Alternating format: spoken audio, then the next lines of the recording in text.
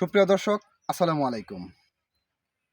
আজকে আপনাদের সাথে আলোচনা করব সাইট্রাস জাতীয় গাছের পাতা হলদেটে এবং লালচে হয়ে যাওয়ার কারণ নিয়ে। যারা এখনও আমাদের চ্যানেলটা সাবস্ক্রাইব করেন নাই, দয়া করে চ্যানেলটি সাবস্ক্রাইব করে সম্পূর্ণ ভিডিও দেখার জন্য অনুরোধ রইল। প্রিয় দর্শক, চলুন কথা না বাড়িয়ে আমরা আমাদের মূল পর্বে ফিরে যাই। প্রিয় দর্শক, আমার পিছনে যে গাছটি এটি হচ্ছে দার্জিলিং কমলার গাছ। তো এই গাছগুলো থেকে কিন্তু কমলা ইতিপূর্বে হারভেস্টিং শেষ হয়ে গেছে।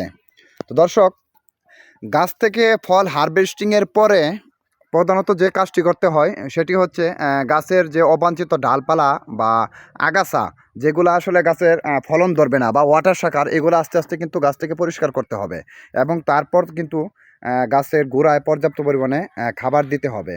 তার পাশাপাশি গাছের পাতা যে হলদেটে এবং লালচে হয়ে যায় সেগুলোও কিন্তু লক্ষ্য রাখতে হবে এবং কী কারণে গাছের পাতা হলদেটে বা লালচে হয়ে যায় সেটি নির্বাচন করে অবশ্যই এর মধ্যে স্প্রে করতে হবে অথবা সারের সাথে মিশিয়ে গাছের গোড়ায় প্রয়োগ করতে হবে। তো কী ধরনের রাসায়নিক পদার্থ আপনারা গাছের উপরে বা গাছের নিচে মাটিতে সারের সাথে প্রয়োগ করবেন সেটি নিয়ে আজকে আমাদের মূল আলোচনা। তো চলুন আমরা দেখাই। আসলে এই যে পাতাটি দেখতে পাচ্ছেন সেটি কিন্তু আসলে ম্যাগনেসিয়াম বা সালফারের অভাবে কিন্তু এরকম হয়েছে। তো এটি আমরা কী ধরনের ট্রিটমেন্ট করে থাকি আমাদের বাগানে সেটিই কিন্তু আপনাদেরকে আজকে দেখাবো।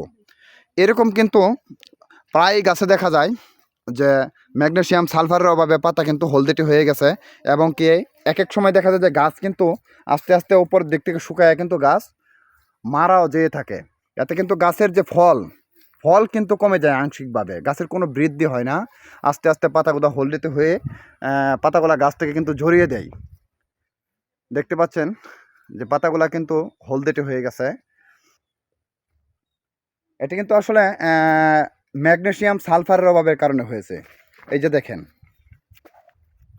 এটা কিন্তু বোঝাই যাচ্ছে যে পাতাগুলো আসলে কীরকম রুক্ষ রুক্ষ মনে হচ্ছে। যদি আপনাদেরকে আরেকটু দেখাই, এই যে দেখেন, এটাতে কিন্তু একদম স্পষ্টভাবে বোঝা যাচ্ছে যে এটি কিন্তু সালফারের সমস্যা বা ম্যাগনেসিয়ামের সমস্যা। এটা কিন্তু স্পষ্টই বোঝা যাচ্ছে। তো এই ধরনের গাছ যদি এরকম হয় অবশ্যই কিন্তু আপনাদের দ্রুত ট্রিটমেন্ট করতে হবে। তা আমাদের বাগানের যেহেতু ফল হারভেস্টিং শেষ হয়ে গেছে সেহেতু কিন্তু প্রায় গাছগুলাই এরকম রোগাক্রান্ত দেখা যাচ্ছে। আর এখন কিন্তু ফল হারভেস্টের পরে গাছ থেকে কিন্তু অতি দ্রুত পাতাগুলো ঝরে যাচ্ছে, কারণ সামনে ফেব্রুয়ারি মার্চে কিন্তু এই গাছগুলোতে কিন্তু ফুল আসবে। তো এই পাতা হলদেটে বা লালচে হয়ে যাওয়ার ফলে কিন্তু ফলের যে আকার বা বৃদ্ধি বা ফলন তা কিন্তু কমে যায়। তো আমরা আজকে কী ধরনের ট্রিটমেন্ট করেছি তা আপনাদেরকে দেখানোর চেষ্টা করব। প্রিয় দর্শক, এটি হচ্ছে জিঙ্ক সালফেট। তো এটি আমরা প্রতি গাছে পার লিটারে 4 গ্রাম হারে পানিতে স্প্রে করে আমরা দিতে পারি। এর পাশাপাশি ম্যাগনেসিয়াম সালফেট, এটিও কিন্তু আমরা প্রতি লিটারে 5 গ্রাম হারে আমরা প্রয়োগ করতে পারি। তো এটি কিন্তু দুইভাবে প্রয়োগ করা যায়।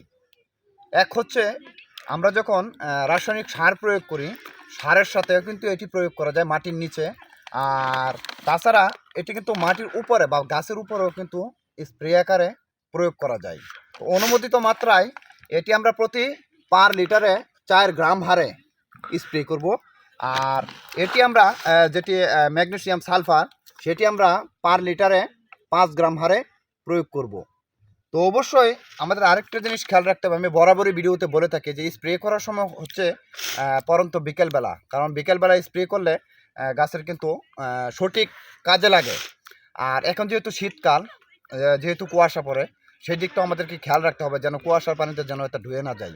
তো অবশ্যই আমরা চেষ্টা করব যে সময় কুয়াশাটা পড়ে কুয়াশার আগেই অবশ্যই স্প্রে করার জন্য, যাতে স্প্রে করার সাথে সাথে যেন শুকিয়ে যায়।